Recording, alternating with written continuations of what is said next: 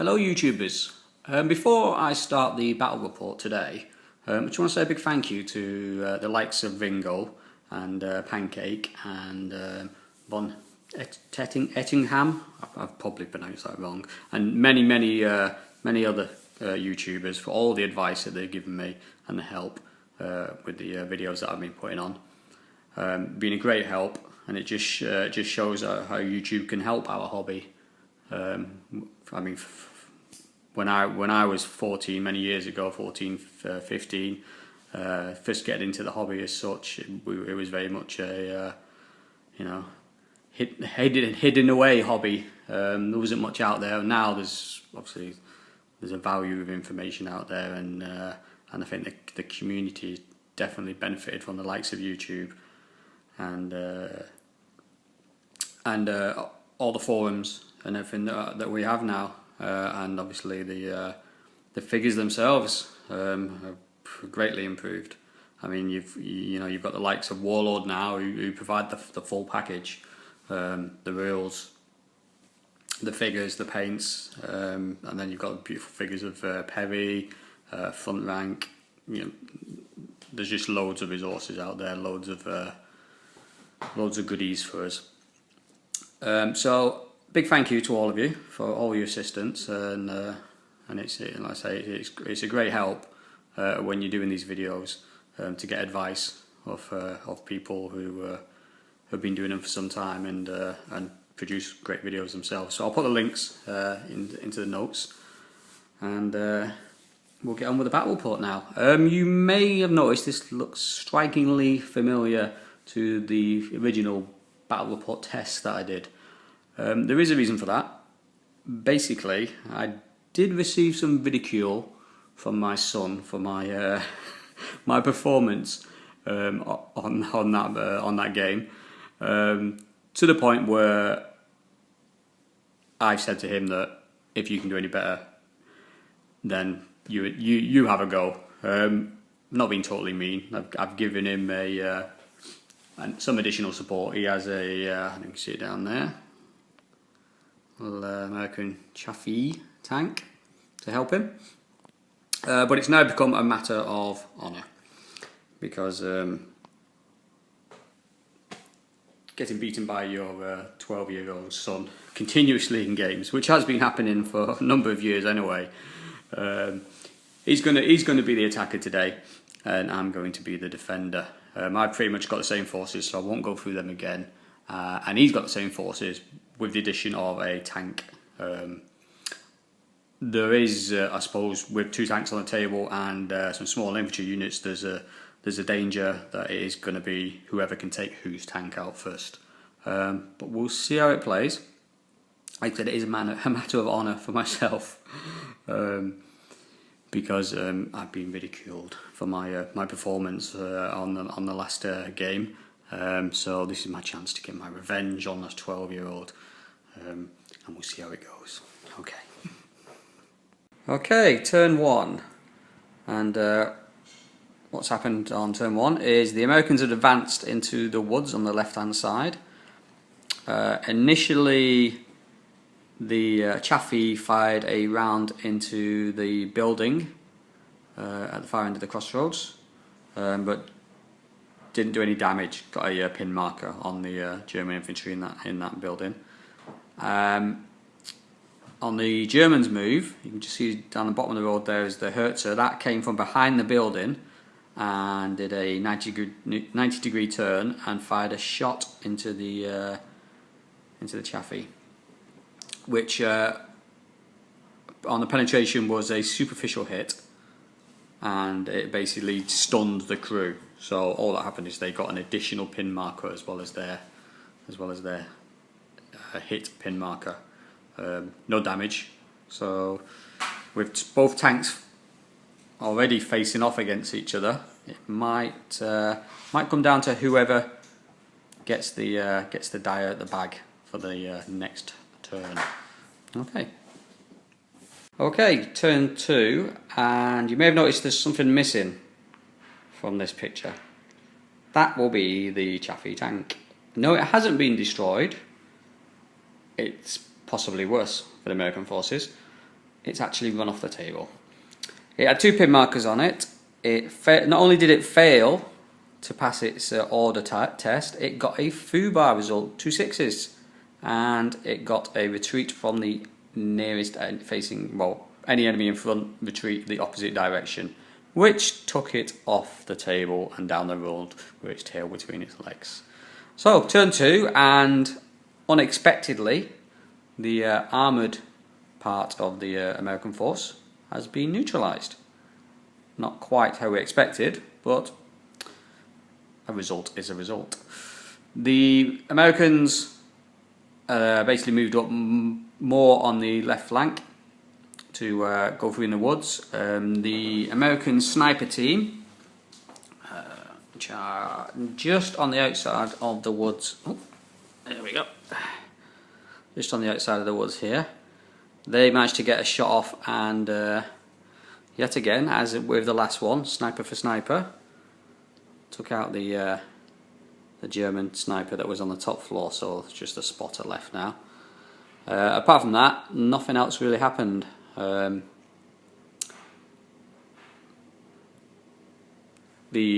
pin marker shouldn't be there, actually. That was from the previous move, my mistake. Nothing else happened. Ambush orders mostly for the rest of the Germans, including the Herzer, waiting for the Americans to come out of the woods, which they no doubt will do on the next turn. And without the armoured element, it's going to make their job that a little bit harder.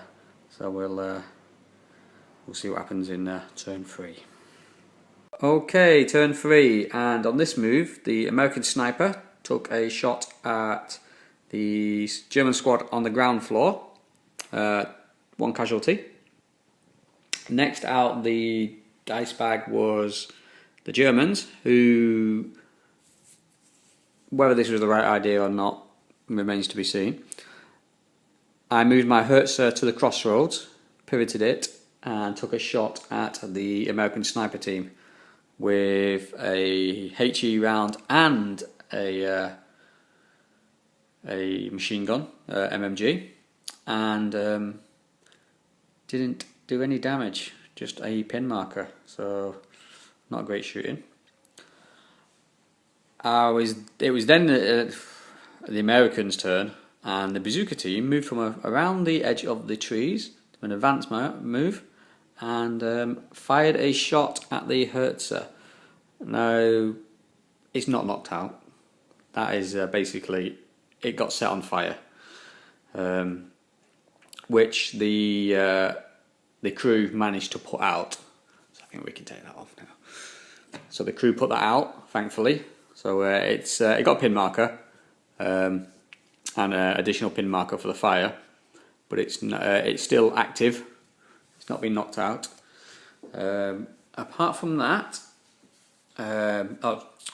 the German squad, they passed their order dice, and they opened up on the bazooka team that had obviously exposed itself, and they took a casualty. Obviously, the loader was taken out. So the bazooka team's down to 1 now, and the the German tank is still active. With regards to the Chaffee tank, I made a quick look through the rules, and we couldn't find anywhere that shows you what happens if a vehicle or a team has to leave the board, not by choice. So what we decided is we threw a dice to see whether they would come back, and then threw another dice to see on what move it would return. So it is actually it's going to return on not this move but the following move. Whether it'll perform any better, we'll have to just have to wait and see. Okay. Hey, turn 4, and look who has returned. Not only has he returned, but he has returned with devastating results for the Germans. He returned on this move, came thundering down the road. First shot, boom, knocked out the Herzer straight away. So that's now my armoured element taken out. So I'm starting to regret actually allowing the Chaffee to return. It's definitely justified its return and made amends for its previous retreat that it carried out. And now things are not looking that good for the Germans.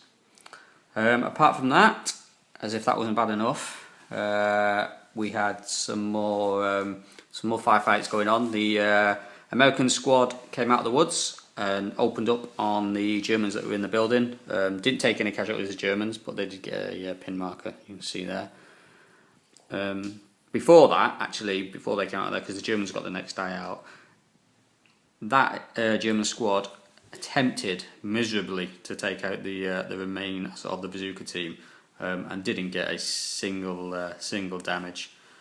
Did get a hit marker, obviously, for another pin marker, and in a resulting move for the Americans, the bazooka team did fail its activation.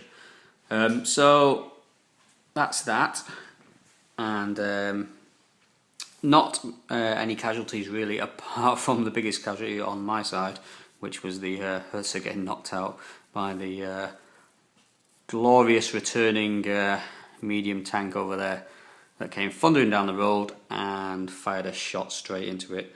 And obviously, because I had moved my Hertha onto the crossroads and turned it 45 degrees, it was also straight into its side, which is the same as shooting at a rear on a Hertha because of its low armor rating.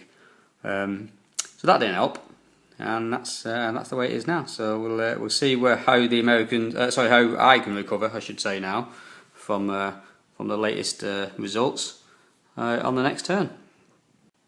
Okay, turn 5, and the Americans have advanced pretty much on this turn. A lot of fire came down on the German squad that was in the building here on the ground floor, including from the American tank and the squad that has just moved up, the American rifle squad that has moved across. They failed their activation, so they went down. As you can see there, they've now got 4 pin markers on them, and it's not looking good at all for the Germans. Apart from that, nothing really with the bazooka and sniper team. The sniper did fire, but missed, and the bazooka team failed its activation again and went down again. And that's it. So I think we're probably coming to the crunch point on the next turn, if that American squad manages to get all the way up to the building and assaults. And we'll see. Obviously they got tank support now, so we'll see what happens next. Okay, and the final turn. Well, it is the final turn now. As you can see, the Americans have captured the building and wiped out any of the occupants. What happened on this turn was the tank, the American tank, you can see there just in the distance, softened up the target, more pin markers, more casualties. The American squad assaulted on the Germans, who never even got a chance to reply. And in the ensuing melee, they wiped out basically everybody in there. Whoever wasn't wiped out was considered captured. So the Americans have done it. They've captured the crossroads.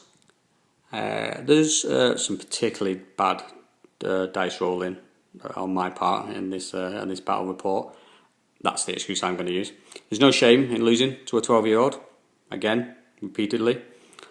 It's all good fun. That's what it's about. But it was a good game. It was a good game, and obviously the pivotal moment was allowing the American tank to return. That's my excuse anyway. If I hadn't let it return, then I think the result would have been totally different. But hey, what's done's done. But it was still a good game, and still enjoyed the rules and the fast-paced way that the rules go with the activations and the pin markers, and yeah, it was a good game. And even though it's defending, and the Americans didn't really have, I think they only had a couple more figures than the Germans, another poor performance by me, and another poor result, and another great result by my son, and a well-deserved victory. Okay, catch you later.